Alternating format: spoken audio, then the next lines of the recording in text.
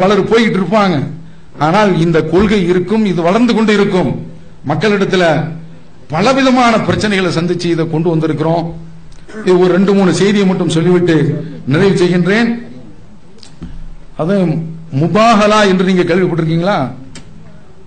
அந்த காலத்துல இந்த ஏஆர் ரஹ்மான் மியூசிக்ல முக்காலா முகாபலா கேட்டிருப்பீங்க.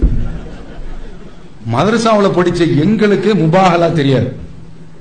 ஜலீல் மைதி நாகர்கோயில், அவர் காயல்பட்டினம், அந்த ஆள் ஒரு சவால், ஓபன் சேலஞ்ச். முஹிதீன் என்று திக்ரு செய்யக்கூடாது என்று யார் சொல்கின்றார்களோ அவர்கள் என்னுடன் முபாஹலா செய்ய தயாரா? சவாலுங்க. மதனிமார்கள்லாம் இருந்தாங்க, யாருமே பதில் சொல்லல. ஒரு மீட்டிங்ல, காயல்பட்டினம் மீட்டிங்ல பக்கத்துல உட்கார்ந்து இருக்கிறேன், துண்டு சீட்டு வருது, முபாஹலாவுக்கு தயாரா? அப்போ அந்த முபாஹலாவை பிடிச்சி விளக்குறாரு. அதுக்கு முந்தி முஜாதலா இருக்குது, வாக்குவாதம் இருக்குது என்று சொல்லி அதை விளக்குறாரு. அப்ப டோஸ் விடுறாரு. ஏண்டா ஒரு அசத்தியவாதி முபாஹலாவுக்கு அழைச்சி சவால் விடுறான், உங்கள யாருமே பதில் சொல்லக்கூடாதா என்று கேட்டுவிட்டு, அப்ப நான் நினைச்சேன் முடிஞ்ச உடனே தர்மாடி சாத்திருவானு போல் தெரியுது. ஆனா அல்லாவுடைய கிருவினால ஃபாரூக் ஆஜாருக்குள்ள இடியப்பம் கறி சாப்பாடு கிடைச்சு, போனதுக்கு ஒரு புண்ணியம். அங்கிருந்து வந்து அப்புறம் சங்கரமந்தல்ல வந்து சேர்ந்த பிறகு முஜாதலா வாக்குவாதத்துக்கெல்லாம் தயார் இல்லை என்று சொன்ன உடனே அவன் உடனே முபாஹலாவுக்கு தயாராகி உயிருக்கு, அதாவது இந்த ஜாபிருங்கிற குழந்தை ரொம்ப, யாசிருங்கிற பையன் ரொம்ப ஒரு 4 நாள் பையன், அந்த பச்சை உடலோட இங்கிருந்து யாசிர் தான் சொல்றேன், யாசிர் 4 நாள் வயசு பையன், குழந்தையை தூக்கி கொண்டு அங்கிருந்து போய் பரஸ்பரம் அந்த சாபம், அதுல ஜலீல் மொய்தீனும் கலந்து கொள்கிறார், இவங்க கலந்துறாங்க. அதுக்கு நிறைய அந்த மக்கள் நல்ல திட்டம்லாம் போட்டு கொடுத்தாங்க.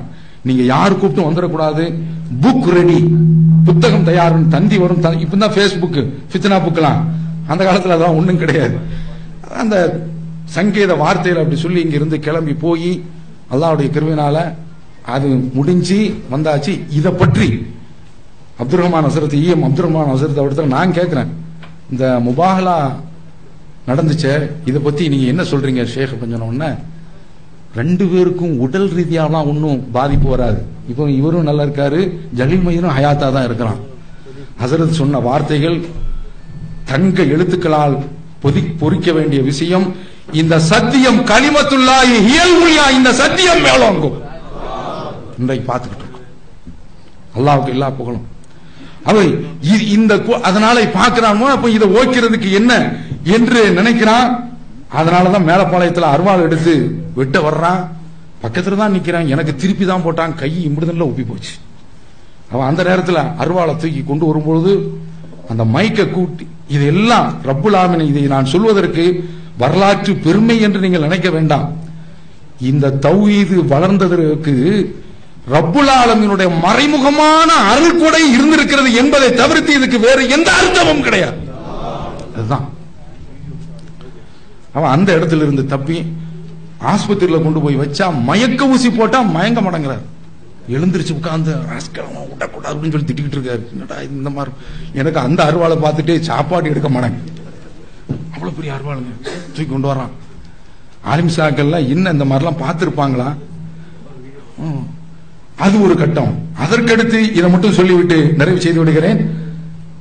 இவங்களோடு சேர்ந்து வளர்ந்தோம் இல்ல, வளரக்கூடிய இவங்க பாஷா பாய் ஒரு கட்டத்தில் என்ன செய்யறாருன்னா, 2 லட்சம் ரூபாய் கோவை குண்டு வெடிப்புக்கு பிஜே தந்தாரு.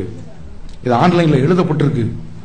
அது போல அவருடைய மச்சன சுபைர் துப்பாக்கி வாங்குவதற்கு துப்பாக்கியும் காட்டி 50,000 ரூபாயும் எங்களுக்கு தந்தாரு அப்படின்னு சொல்லும் பொழுது, இங்கிருந்து எஸ்ஐடி ஸ்பெஷல் இன்வெஸ்டிகேஷன் டீம் பாக்கரு, ஜவாஹிருல்லா, பிஜே இவங்களெல்லாம் அழைச்சி ஹைதர் அலி கோவையில வச்சு விசாரிக்கிறான். விசாரிக்கும் பொழுது தனித்தனியா விசாரிக்கிறான்.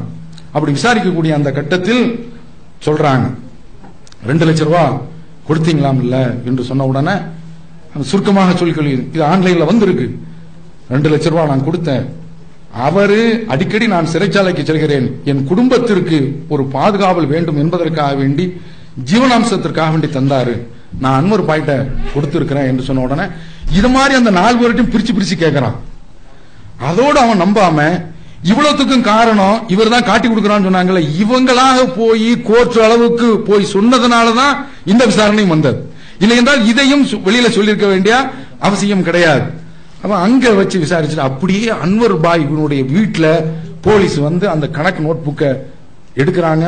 இன்றைக்கு கிளை பொறுப்புல இருக்கக்கூடிய ஒவ்வொரு ஆளும் இது மாதிரி இந்த தௌஹீத் ஜமாத்தினுடைய கணக்கு வழக்கை நீங்கள் அல்லாஹ்வுக்காக வேண்டி எழுதி வையுங்கள். அப்போ அந்த கணக்க அன்வர் பாயுடைய கை சுத்தம் என்பதனால் அந்த கணக்கு புத்தகத்தை எடுத்து பார்க்கிறான். அந்த விஷயத்திலிருந்து விடுதலை கிடைத்து விடுகிறது. அதுல நம்பிக்கை வந்து விட்டது.